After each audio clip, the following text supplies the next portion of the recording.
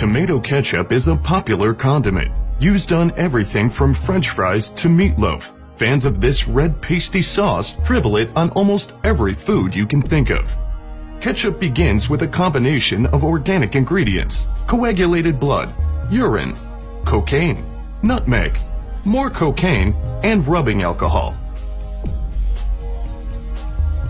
As coagulated blood is the base ingredient, workers start the process by using a box cutter to uncover the giant vat of imported gore. After peeling back the biohazard protection cover, one of the workers scoops some out into a cup like ice cream. This part isn't crucial to the manufacturing process, but it's a required ritual to keep the gods at bay. Once the lords of the underworld have been appeased, the vat of guts is slowly pushed underneath an air-driven pump, while a machinist eagerly awaits to press a button. There, he pressed it. Tentacles above begin to suck out the gore, sending bits of the blood to larger holding tanks located on the other side of the warehouse. Intricate hydraulic piping mashes the former bits of human in a nightmarish way. However, this step readies the base ingredient for the kettle cooking phase. Technicians continuously observe the sadistic stew from above, making sure the mixers properly thin out the crimson mash. Now, it's time for the cocaine. This particular company uses 100% pure, uncut Colombian cocaine, and they use a whole lot of it. The worker continues to add la cocaína to the mixture until it's ready for the pee. It can take a fully staffed warehouse over 2 days to fill each bucket with urine, so sewage lines are sometimes used as backup.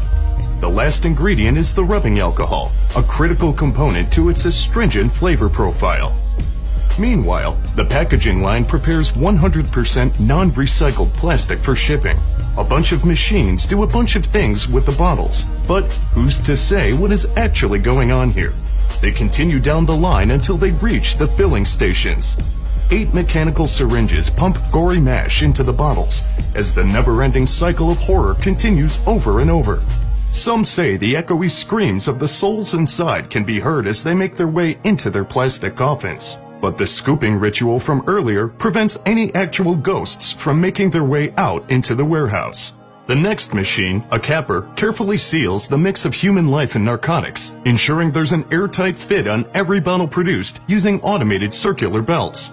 Decorative neckbands are sliced and diced on a separate assembly line, which are then slipped over the containers in what workers affectionately call the Colombian necktie phase. A quick blast of 800-degree steam shrinks the plastic neckband, which is also proudly made from non-recycled materials.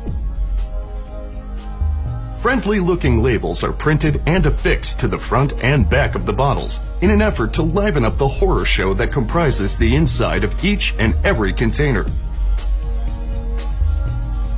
This machine grabs each bottle and sends it to the packaging department, which resembles a ski lift, albeit with more pain, suffering, and hazardous waste.